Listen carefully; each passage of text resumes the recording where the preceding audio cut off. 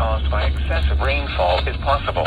Flood watch! Where portions of Maine, including the following areas: Androscoggin, Central Interior Cumberland, York, Highlands, Kennebec, Southern Franklin, Southern Oxford, and Southern Somerset.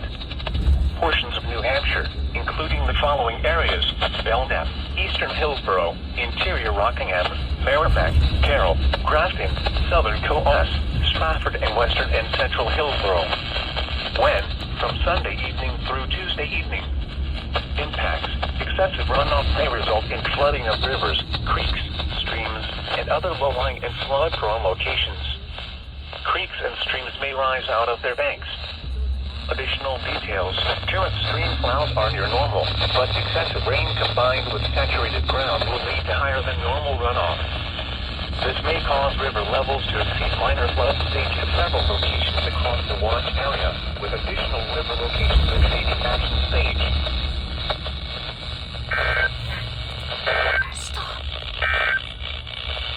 Here is the latest marine winds 10 to 15 and western chance of rain. In Manchester, it was cloudy